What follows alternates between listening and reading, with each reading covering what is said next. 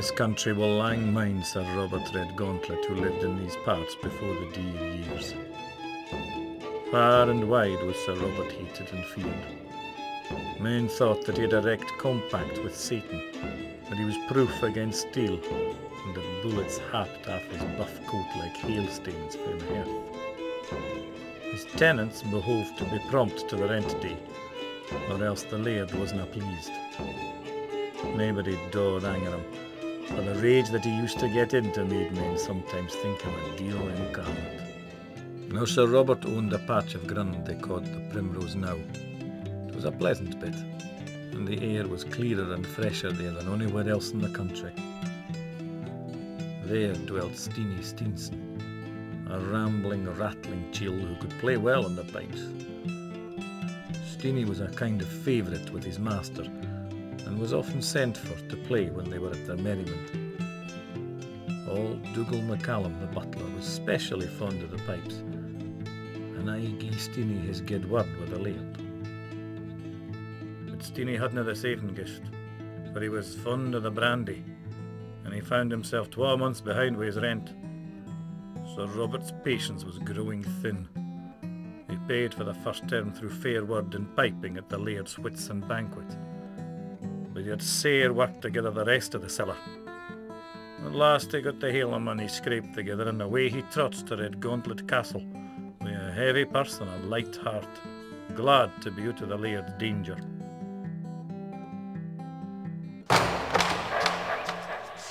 Dinna fash yourself, Steenie lad, that's just the laird's jacking you. An evil, cankered beast, always acting up.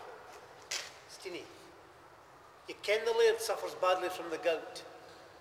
Beware him the night. He's in a foul, evil temper. Steenie was not just at ease in his mind when the door shut on him, and he saw himself in the room with nobody but the laird, Dougal MacCallum, and the ill-favoured Jackanape. Few liked the creature. They thought there was something devilish in it. Sir Robert sat uneasily in a great arm-chair, for he had both gout and gravel, and his face looked as gash and ghastly as Satan's. In the darkness there too sat the Jackanape, an ill-thawed, fearsome couple they were. The great black rental book lay beside him, open at the place where it bore evidence against the good men of Primrose Knowe. Here you come light-handed, you son of a tin whistle. Sounds of ya! Is it all here, Steenie man? Your Honour, you'll find it right. Dougal, take Steenie downstairs for a tass of brandy. Well, I count the cellar and write the receipt. And so Steenie and Dougal turned to leave. But they weren't a wheel out of the room when Sir Robert gave a yeller. Back around Dougal. Yell on yell, gied the laird. Steenie knew not whether to stand or flee. Terribly the laird roared for his cold water to his feet and whined to cool his throat. And hell in its flames was aye the word in his mouth. The Jackanape had gibbered and cried as if it was mocking the master. Steenie's head was like to turn. He forgot both cellar and receipt, and away he banged. But as he ran, the shrieks came fainter and fainter. There was a deep, drawn, shivering groan, and word came through the castle. The laird was dead. And away came Steenie with a finger in his mouth, and his best hope was that Dougal had seen the money bag and heard the laird speak of writing the receipt. The young laird, now Sir John, came from Edinburgh to see things put to rights. Sir John and his feather never greed weel, and some even thought it was easier counting with old Sir Robert than with the steel-willed young'un. Dougal MacCallum, dear biddy, gaed about the house sairly troubled. He was aye the last to gang to his bed, in a little room opposite Sir Robert's old chamber, the night before the funeral. Dougal could keep his own counsel nae longer. Good health and a long life, dear Hutchin. I've nae lang myself for this world. Whatever do you mean, Dougal? Every night since his death, I've heard Sir Robert's silver whistle call me from his chamber, as if he were still alive. I've never dared answer it. Though death break service, it shall not break my service to Sir Robert. I will answer his next whistle. Will you storm with me, Hutchin? Aye. Midnight came, and the house was quiet as the grave. Sure enough, the silver whistle sounded as sharp and shrill as if Sir Robert was blowing it. Hutchins saw enough at the first glance. Dougal! The foul fiend! Hutchins could not tell how long he stood in a trance at the door, and staring at the limp figure of his friend, he had glimpsed in the darkness what he thought to be the devil himself. On the morn, Sir John hushed the matter up, and Dougal's funeral passed over quietly. As for the whistle, it was heard mony a time at the top of the house, among the old chimneys and turrets. When all was over, and the laird was beginning to settle his affairs, every tenant called up for his rent, and Steenie for the full sum that stood against him in the rental book. Wheel away he trots to the castle to tell his story. There sat Sir John in his father's chair, deep in mourning. Stephen Stevenson or Steenson, you're down here for a year's rent behind the hand. Due it last term. Please, Your Honour, Sir John, I paid that to your father. You took a receipt then, doubtless, Stephen. Indeed, I hadna time in it like Your Honour, for no sooner had I set down the cellar than he was ta'en with the pains that removed him. That was unlucky, but you maybe paid it from the presence somewhere. Troth, Sir John, there was nobody else in the room but Dougal MacCallum. Unlucky again, Stephen. The man to whom you paid the money is dead, and the man who witnessed the payment is dead too. Your Honour. And the cellar, which should have been to the fore, is neither seen nor heard tell of. How am I to believe all this? And the ken, Your Honour. For your own sake, end this fashion, Stephen. I am an honest man, Sir John. So am I! If I understand your threat, you mean to cheat me of this money. You insult me by insinuating that I've received this rent that I'm demanding. Do you suppose I have this money? Far be it for me to say so, sir. Well, do you charge any of our people who ain't taking it? No, sir, I didn't. Somewhere the money must be if there is a word of truth in your story. I ask who you think it is, and demand the correct answer. In hell. If you would have my thoughts of it, it's be in hell. Along with your father and his silver whistle. Come back, you cheating bastard!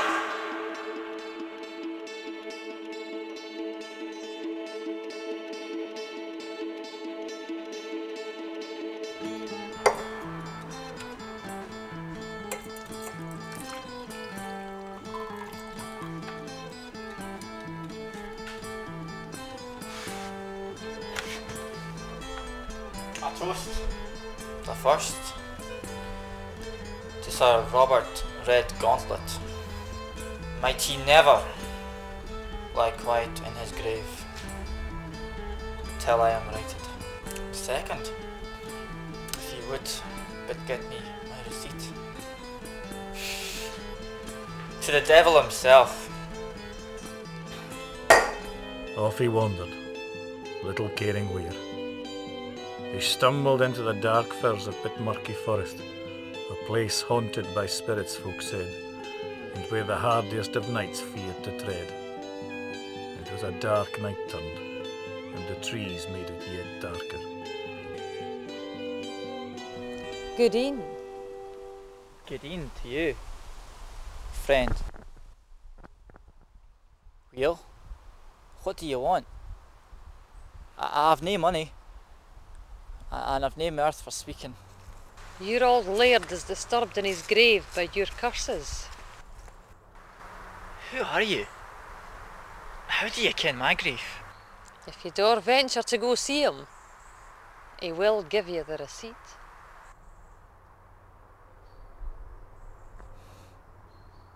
For that receipt, I have courage to go to the gate of hell.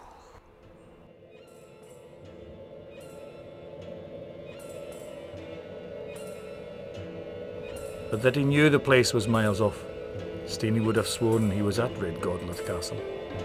God, it is as if Sir Robert's death be but a dream.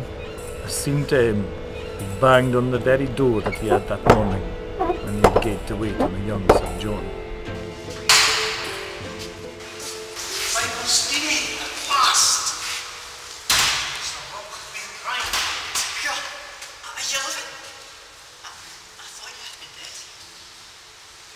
cautious about tasting. Pack nothing you can eat here, except your own receipt. What a set of ghastly revellers they were sat around that table. Steenie kenned money that had long before gang to their place, for often he had piped to the most part in the hall of Great Gauntlet. Steenie looked around for the fearful jackanape, but the creature itself was not there. It was not yet its hour, it's likely, for he heard the revellers bemoan its absence.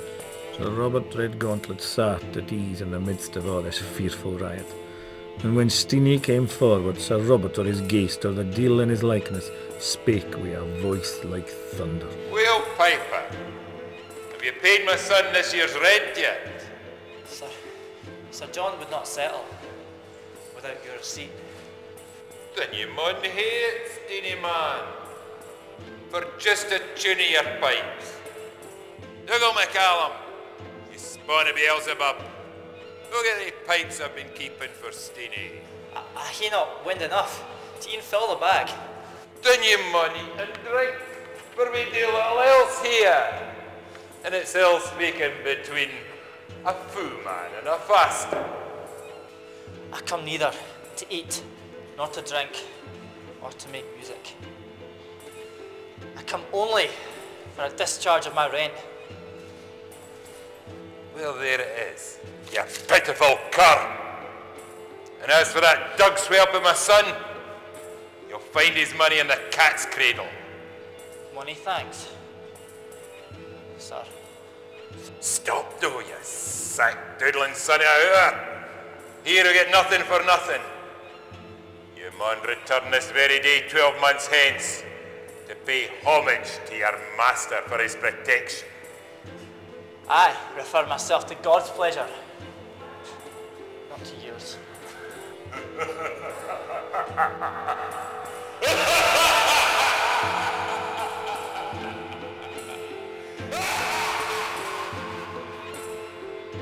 Steenie had no sooner uttered the word than all was dark around him, and he sunk on the earth with such a sudden shock that he lost both breath and sense. How long Steenie lay there he could not tell. When he came to himself, he was lying in the old kirkyard of Redgauntlet.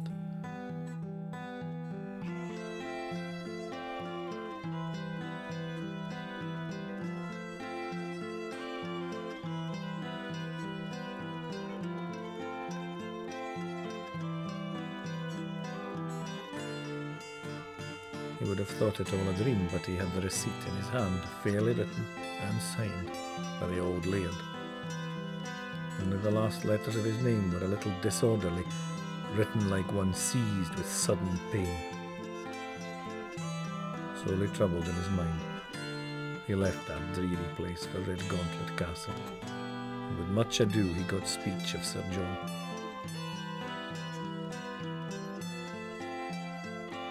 He showed him the receipt, and said to look for the bag of money in the cat's cradle, just as Sir Robert had told him. The cat's cradle was an old ruinous turret, lying disused. Up got Sir John, and entered at the turret door. In the darkness, something flees at him with a vengeance, and bang gave the knight's pistol. At his feet Sir John could feel the limp body of the jackanape, and there was the bag of silver sure enough, and money other things beside that had been missing for mony a day. And Sir John had counted the money. He was sorry he should have doubted Steenie's word, and swore he would make amends. But he bound him never to speak of what he had seen at Pitmurky Wood. After all, Steenie had ta'en our muckle brandy to be very sure of ony him. Sir John made up his story, blaming it all on the jackanape, as he liked himself, and some believed till this day there was no more in the matter than the thieving nature of the brute. As to the blowing on the laird's whistle, it was the death of Dougal. The filthy brute could do that as well as the laird himself, if no better.